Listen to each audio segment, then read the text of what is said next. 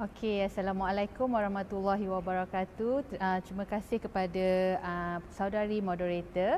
So pagi ni kita akan mendengar sedikit taklimat pengenalan universiti. Okey, sebelum saya mulakan taklimat pada pagi ni, salam perkenalan lah daripada saya sebagaimana yang Cik Moderator telah terangkan tadi. Sekali lagi saya perkenalkan diri saya, Profesor Madya Dr. Raja Zuraida binti Raja Muhammad Razi.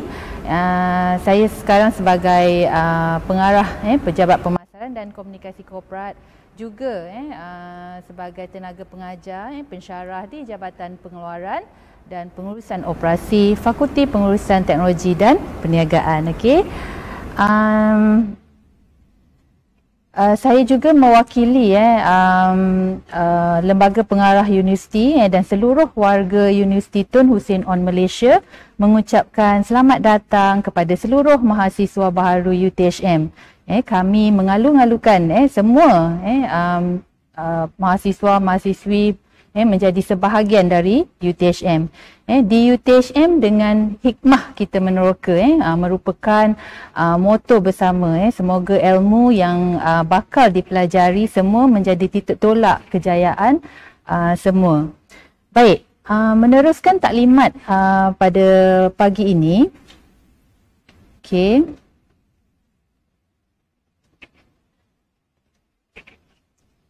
Okey, apa yang perlu anda tahu? Okay. Sebagai seorang mahasiswa UTHM, anda sebenarnya merupakan duta kecil UTHM. Okay. So taklimat pagi ni agak penting kerana sedikit sebanyak anda sebagai mahasiswa, sebagai duta kecil UTHM, anda perlulah kita kata cakna lah mengetahui mengenai UTHM. Alright, so seterusnya kita lihat apa yang perlu anda tahu. Yang pertama, siapa Chancellor? Chancellor UTHM. Okey, sebenarnya UTHM sangat bertuah dinaungi oleh seorang Chancellor yang sangat berwibawa dan berkaliber serta mempunyai pengalaman yang luas. So Chancellor UTHM merupakan Sultan yang dipertuan bagi negeri dan jajahan Takluk Johor Darul Takzim. Duli Yang Maha Mulia Sultan Ibrahim Ibni Almarhum Sultan Iskandar.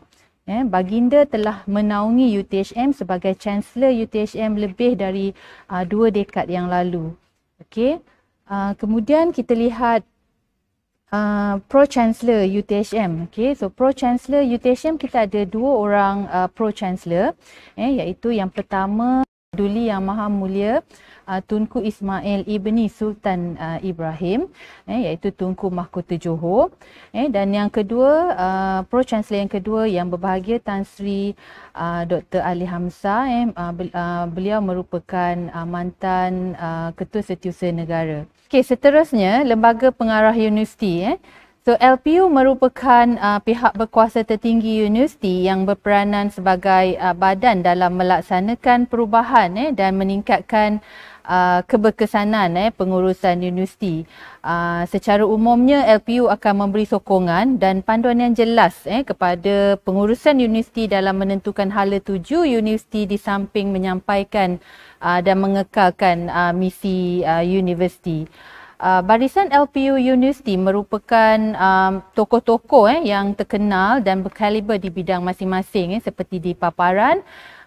Mereka semua mempunyai pengalaman yang sangat luas memimpin dan menerajui sektor korporat yang terkemuka. Barisan Ahli Lembaga Pengarah Universiti ini dipengerusikan oleh Yang Berbahagia Datuk Seri Ibrahim Ahmad atau di UTHM lebih mesra dengan panggilan Pak Yim. Okey, terdahulu beliau pernah menyandang beberapa jawatan penting seperti Ketua Pengarah Majlis Amanah Rakyat, juga pernah dilantik sebagai Pro Chancellor Universiti Kuala Lumpur UniKL. Okey. Seterusnya Berikut merupakan ahli pengurusan eksekutif universiti. Okey, dipengerusikan oleh Naib Chancellor Universiti Profesor Datuk TS Dr. Wahid bin Razali. So saya percaya dalam program Minggu Haluan Siswa ini pelajar-pelajar mahasiswa baru telah dan akan berjumpa dengan barisan pengurusan eksekutif seperti di paparan, terutama Datuk Naib Chancellor kita iaitu Profesor Datuk TS Dr. Wahid bin Razali. Juga timbalan saya perkenalkan jugalah timbalan Naib Chancellor Akademik dan Antarabangsa Profesor TS Dr. Azmi bin Khamis. Kemudian kita Profesor Dr. Muhammad Syahir Samsir bin Omar merupakan timbalan Naib Chancellor bagi penyelidikan dan inovasi. Yang dekat dengan para pelajar semua adalah timbalan Naib Chancellor Hal Ehwal Pelajar dan Alumni Profesor Madya Dr. Lokman Hakim bin Haji Ismail. Kemudian bagi pelajar-pelajar di kampus Cawangan Pagoh UTHM, kita ada Provost UTHM Kampus Cawangan Pagoh iaitu Profesor Madya TS Dr. Muhammad Kamarul Zaki bin Mustafa. Ketua Pegawai Operasi Universiti adalah Encik Abdul Halim. Ketua Pegawai Keuangan Encik Nozaimi bin Hamisan. Ketua Pustakawan Puan Zahara bin Abdul Samad. So dua orang wanita di dalam pengurusan eksekutif, Ketua Pustakawan dan juga penasihat undang-undang Puan Nolia binti Yaakob. Alright, Naib Chancellor juga dibantu oleh penolong Naib Chancellor Strategik dan Kualiti Profesor Madya Dr. Mas Fauzi bin Muhammad Ali dan juga penolong Naib Chancellor Pendigitalan dan Infrastruktur Profesor IR Dr. Muhammad Saidin bin Wahab. So ini adalah merupakan pengurusan barisan pengurusan eksekutif universiti. Okey, seterusnya kita lihat kembali sejarah universiti yang saya rasa para pelajar terutama pelajar baru perlu mengenali kelahiran sejarah Universiti Tun Hussein On Malaysia. So kalau kita lihat UTHM bermula pada tahun 1993 dengan penubuhan pusat latihan staf politeknik ataupun dikenali pada ketika itu PLSP, yang pada ketika itu bertujuan untuk melahirkan dan melatih tenaga pengajar yang berpengalaman dalam dan berkemahiran dalam pelbagai bidang kejuruteraan dan teknologi, khusus untuk politeknik di negara inilah. So pusat ini pada ketika itu dikendalikan oleh Universiti Teknologi Malaysia dengan kerjasama Kementerian Pendidikan Malaysia. Kemudian 3 tahun selepas itu, sebagai pengiktirafan kepada sebuah institusi teknologi yang cemerlang dalam mengharungi perkembangan pendidikan negara, terutamanya keupayaan PLSP menangani isu kita kata isu pembangunan sumber manusia khasnya dalam bidang teknikal pada ketika itu. PLSP telah diangkat menjadi sebuah institut yang dinamakan sebagai Institut Teknologi Tun Hussein On atau lebih dikenali sebagai ITO. So yang ini pada ketika itu diumumkan oleh Menteri Pendidikan Malaysia pada ketika itu iaitu Datuk Seri Najib Tun Razak. Seterusnya kita tengok UTHM terus berkembang mengurat langkah dengan kelebihan dan kejayaan melaksanakan tanggungjawab sebagai penyumbang kepada perkembangan yang berteraskan sains dan teknologi. Kabinet pada tahun 2000 telah bersetuju menaik taraf itu kepada sebuah universiti universiti penuh di bawah Akta 30, Akta Universiti dan Kolej Universiti 1971 iaitu AUKU, dan pada ketika itu dikenali dengan nama Kolej Universiti Teknologi Tun Hussein On Malaysia ataupun KUITO. Pengumuman ini telah dibuat oleh Menteri Pendidikan pada ketika itu Tan Sri Dato' Sri Musa bin Muhammad. Okey. Dan pada tahun 2007, kalau kita tengok 2007, KUITO telah dijenamakan semula sebagai Universiti Tun Hussein On Malaysia. So kalau kita lihat sejak tahun 2007 perkembangan banyak perkembangan telah dilakukan, iaitu pada tahun 2017 UTHM telah membuka satu cawangan baru di Pagoh, yang itu dinamakan satu cawangan kita namakan UTHM Cawangan Pagoh lah. Pada ketika itu 3 buah fakulti ataupun pusat pendidikan dipindahkan di UTHM Cawangan Pagoh. Alright, dan pada tahun 2020 satu lagi cawangan baru, cawangan Tanjung Labu, yang itu kita telah dilancarkan. So sekarang dalam proses pembinaan untuk cawangan Tanjung Labu lah. So untuk cawangan Tanjung Labu ini adalah khusus untuk program Aero, Aero dari Fakulti Kejuruteraan Mekanikal UTHM. Okey, itu sedikit mengenai sejarah. Kalau kita tengok juga UTHM, UTHM ni sebenarnya adalah dalam dalam kumpulan Technical University Malaysia, kumpulan Technical University Malaysia. Dalam kumpulan Technical University Malaysia ini ada 4 universiti sebenarnya. Kalau kita lihat merupakan Universiti Malaysia Pahang, Universiti Teknikal Melaka dan juga Universiti Malaysia Perlis. So kita ada 4 kat sini. Dan kalau kita lihat niche area bagi setiap 4 technical university ni ada berbeza-beza. Dan kalau dilihat UTHM, niche area ataupun kepakaran, bidang kepakaran UTHM adalah Sustainable Technology dan Transportation. Alright, berikut merupakan kampus-kampus UTHM lah yang saya sebut tadi. Yang di tengah itu kalau dilihat itu merupakan main campus di Parit Raja. Kemudian yang di sebelah kiri itu merupakan kampus Pagoh dan yang di sebelah kanan merupakan kampus Tanjung Labu yang masih di dalam pembinaan lah. Alright, seterusnya.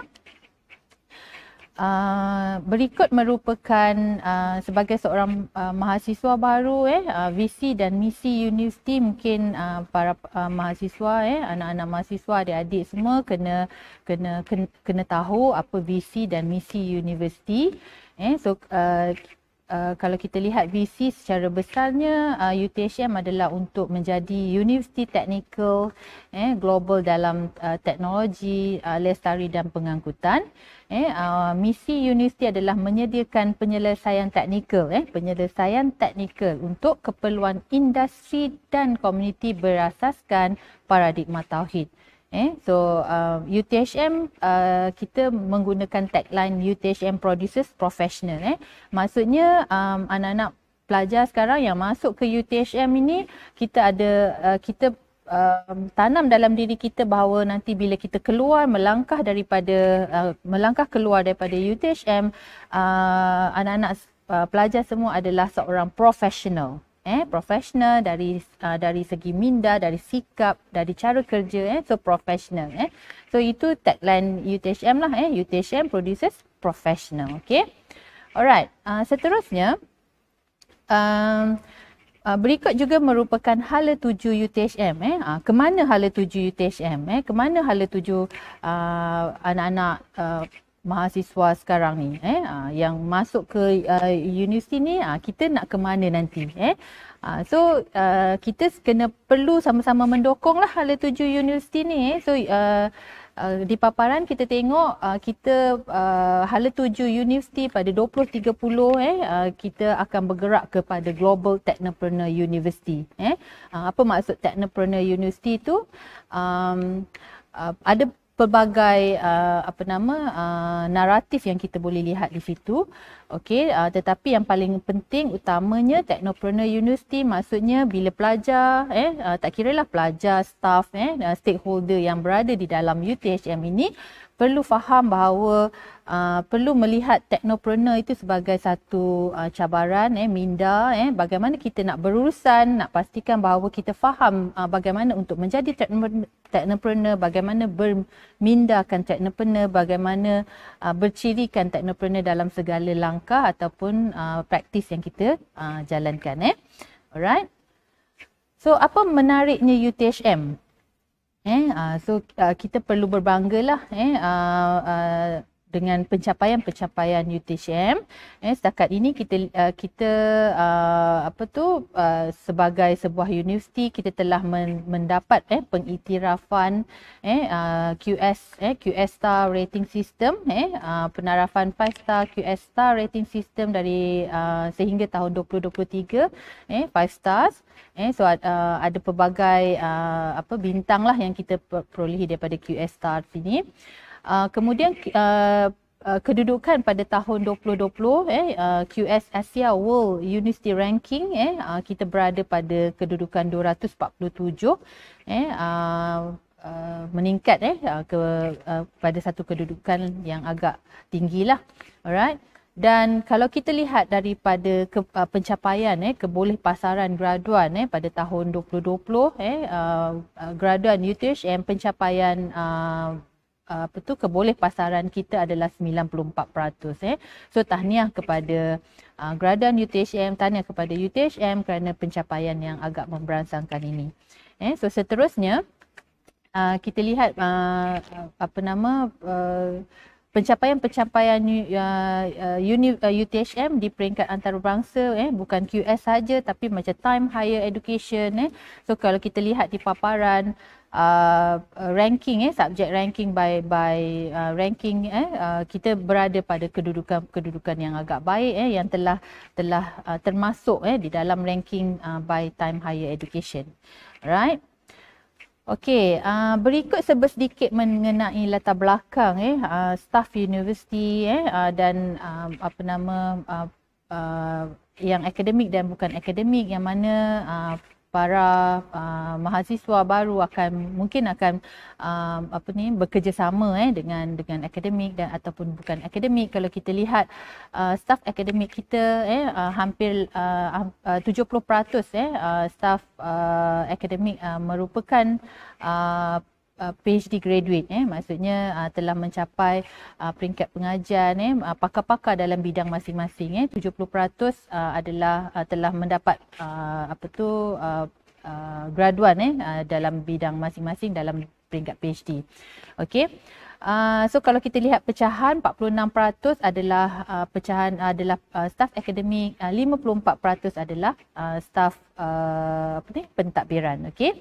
Seterusnya, berikut merupakan enrolment pelajar dan alumni setakat tahun 2021, tahun lepas 31 Disember 2021, alumni UTHM adalah sebanyak 52,000, hampir 53,000 lah. Okey, alumni UTHM. So kalau kita tengok enrolment pelajar pula, untuk ijazah sarjana muda sebanyak lebih kurang 14,000. Enrolment pelajar diploma sebanyak 2,500, ijazah sarjana sebanyak 1,000 orang, ijazah doktor falsafah lebih kurang 1,200 orang, dan jumlah keseluruhan pelajar yang aktif di UTHM sekarang sebanyak 19,000 orang. So untuk pelajar-pelajar baru, pelajar-pelajar baru yang akan masuk ini, jumlah enrolment kita akan meningkatlah. Okey. Alright, seterusnya, berikut merupakan program akademik yang ditawarkan di UTHM, yang ditawarkan oleh 8 fakulti dan juga 2 pusat pengajian. So kita ada beberapa 8 fakulti itu merupakan Fakulti Pengurusan Teknologi dan Perniagaan, Fakulti Sains Gunaan dan Teknologi, Fakulti Teknologi Kejuruteraan, kemudian kita ada Fakulti Kejuruteraan Awam dan Alam Bina, Fakulti Kejuruteraan Elektrik dan Elektronik, Fakulti Kejuruteraan Mekanikal dan Pembuatan, dan juga Fakulti Sains Komputer dan Teknologi Maklumat. So ini adalah 8 fakulti yang menawarkan program peringkat ijazah sarjana muda, ijazah sarjana dan juga PhD. Okey, kemudian kita ada 2 pusat, iaitu Pusat Pengajian Siswazah dan juga Pusat Pengajian Diploma, yang juga menawarkan program-program akademik di UTHM. Alright, seterusnya, okey, berikut merupakan research center pusat penyelidikan di UTHM. So setiap fakulti akan ada research centers research institute yang akan membuat kajian-kajian khusus mengenai bidang-bidang tertentu di setiap fakulti. So mungkin pelajar-pelajar mahasiswa nanti bila mengorak langkah ke peringkat pengajian yang tinggi, yang lebih tinggi seperti di sewaktu ijazah sarjana muda, mungkin akan perlukan membuat serba sedikit penyelidikan bagi bidang-bidang kajian masing-masing. So mungkin akan berhubung dengan lebih lanjut dengan pusat-pusat penyelidikan yang tertera di depan ni lah. Alright. Okey, seterusnya apa yang perlu anda tahu mengenai jenama UTHM pula. So yang ini juga adalah satu perkara yang agak penting yang perlu anak-anak pelajar kenal dan tahu jenama UTHM. So kalau kita tengok revolusi logo, okey, sejak penubuhan universiti, sejak universiti dinaik taraf sebagai Kolej Universiti Teknologi Tun Hussein On, kalau kita lihat di belah bawah itu merupakan logo Kolej Universiti Tun Hussein On, ataupun pada ketika itu dikenali dengan Kuito. So kemudian bila kita ditukar ataupun dijenamakan semula sebagai UTHM, so kita logo itu kita ubah kepada logo yang di tengah itu Universiti Tun Hussein On Malaysia. Dan kemudian kita jenamakan lagi, kita ubah lagi branding universiti sehingga kini kita kekal menggunakan logo UTHM yang baru itulah. So logo yang melintang memanjang begitu. So itu adalah kita namakan brand ataupun jenama UTHM logo. So mana-mana kita pergi kita akan bawa brand UTHM ni lah. So brand ini agak penting, jenama ni agak penting untuk anak-anak pelajar sekalian untuk tahu, kenal bagaimana nak guna.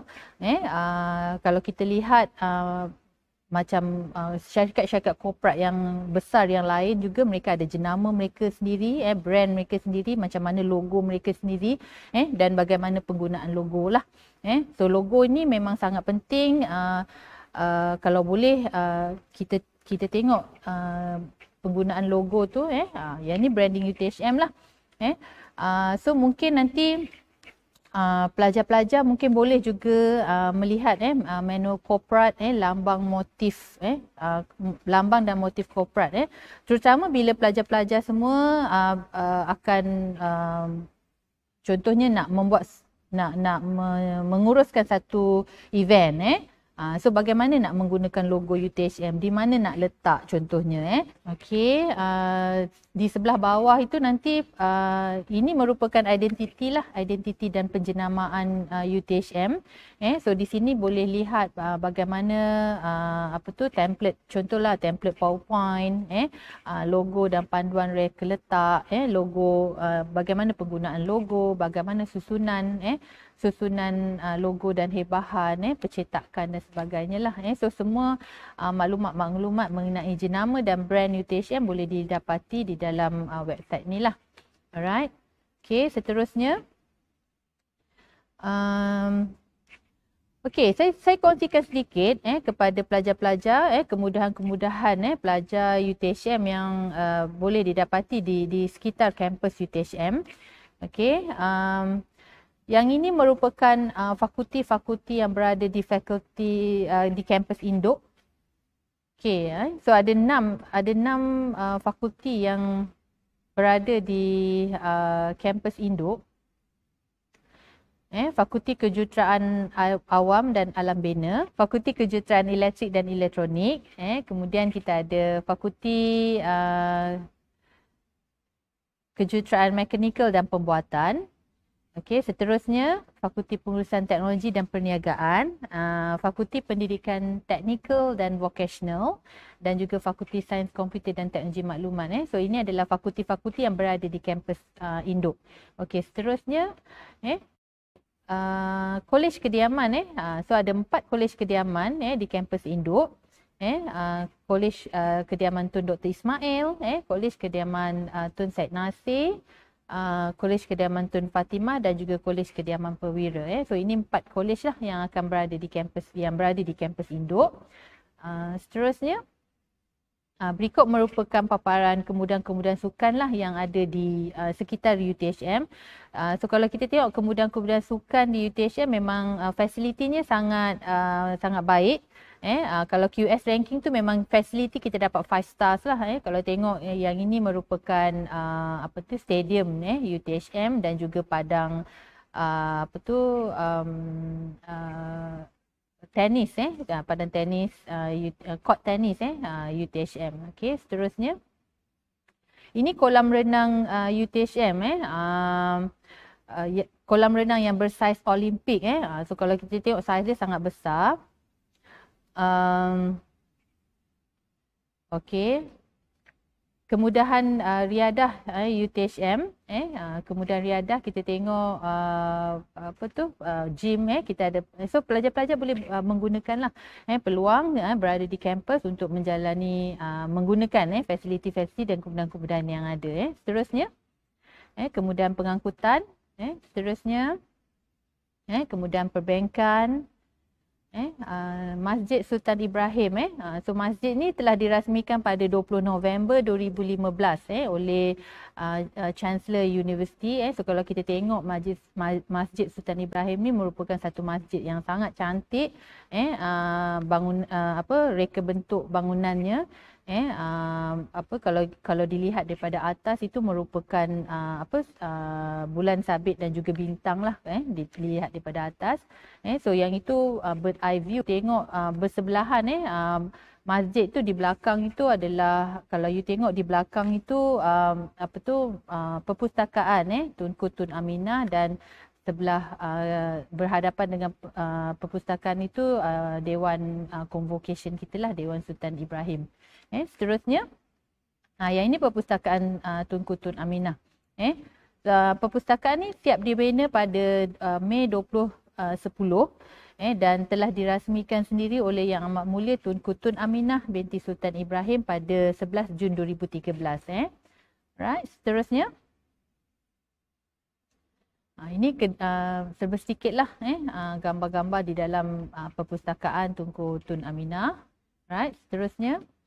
Dewan Sultan Ibrahim yang ni dewan ni sangat kita kata keramat lah untuk dirasmikan oleh Duli Yang Maha Mulia Sultan Ibrahim Ilbi Almarhum Sultan Iskandar pada Oktober 2013 So yang dirasmikan pada Majlis Convocation UTHM ke-13 merupakan satu dewan yang umumnya digunakan untuk Majlis Convocation UTHM lah, dan juga majlis-majlis besar universiti sebab kapasitinya sangat besar untuk boleh memuatkan ribuan peserta lah pada satu masa. Okey. Alright. Ini adalah kafeteria dan pusat kesihatan universiti di kampus induk. Seterusnya, berikut merupakan UTHM kampus cawangan Paguh lah, dirasmikan oleh mantan Timbalan Perdana Menteri pada 2013 di Paguh Muar, Johor. Okey. So yang kalau pelajar-pelajar yang berada di kampus cawangan Paguh, ada tiga fakulti lah yang berada di kampus cawangan Paguh, iaitu Fakulti Sains Gunaan, Fakulti Sains Gunaan dan Teknologi, Fakulti Teknologi Kejuruteraan dan juga Fakulti Pusat Pendidikan Diploma. Okey. Alright. Yang ini blok-blok kuliah di Paguh biasanya blok-blok kuliah merupakan blok guna sama lah blok-blok kuliah dia. Okey. Seterusnya, Kolej Kediaman di kampus Paguh sangat cantik kat situ, bangunan baru so yang ini khusus untuk pelajar UTHM. Seterusnya, fasiliti dan kemudahan sukan, yang ini shared facilities lah, guna sama stadium, padang tenis, court badminton. Okey. Seterusnya, perpustakaan, ada juga perpustakaan, auditorium, Yang ini auditorium pelajar. Okey, saya nak mungkin pelajar-pelajar sebab sekarang kebanyakan pelajar berada di rumah. So kita ada sediakan UTHM augmented reality AR experience. Kalau pelajar-pelajar nak lihat secara secara augmented reality AR boleh scan kod yang di paparan tu, so boleh tengok, boleh bergerak di virtual tour lah di UTHM Campus Paguh. Alright, seterusnya. Yang ini adalah link lah, link kalau nanti pelajar boleh klik nanti tengok, mungkin sekretariat boleh bantu nanti untuk buka paparan ini untuk lihat virtual campus tour tu. Boleh lihatlah secara virtual kampus-kampus fakulti-fakulti library di universiti secara virtual. Okey, seterusnya. Okey, untuk pelajar-pelajar baru, saya juga memaparkan 4 social media UTHM. Kita ada Facebook, Instagram, UTHM TV dan juga Twitter. Saya minta untuk semua pelajar yang hadir pada hari ini untuk scan semua QR code yang di depan ni, di paparan ni. Tolong like, tolong subscribe semua social media UTHM. Penting, kenapa kena follow? Kenapa kena follow? Sebab info mengenai UTHM, segala info mengenai UTHM akan berada di social media yang di platform social media yang saya paparkan ni lah, Facebook, Instagram, UTHM TV dan juga Twitter lah. So boleh subscribe untuk dapatkan info berkaitan, contohlah mungkin bantuan beasiswa, bantuan Sabil Al-Hikmah, bantuan kepada pelajar baru yang mana yang memerlukan akan disalurkan melalui platform ini. Okey. Alright, seterusnya. Saya juga kongsikan juga soal selidik untuk pelajar-pelajar baru UTHM. Mungkin nanti pihak sekretariat juga boleh bantu untuk mohon kepada pelajar-pelajar baru untuk imbas QR code tu, and then jawab soal selidik tu untuk kita lihatlah sejauh mana kefahaman pelajar tentang UTHM dan apa benda perkara-perkara yang boleh kita tambah baik pada masa akan datang. So yang itu penting, pelajar-pelajar baru untuk jawab soal selidik ni. Alright, so seterusnya dah okey. Itu saja saya rasa untuk taklimat pagi ni. So kalau ada apa-apa soalan ataupun ni boleh ajukan kepada sekretariat untuk mungkin untuk kita bantulah jawapan apa benda kemusykilan yang ada, kita boleh bantu dan jawab. So saya pulangkan semula kepada saudari moderator. Sekian, terima kasih.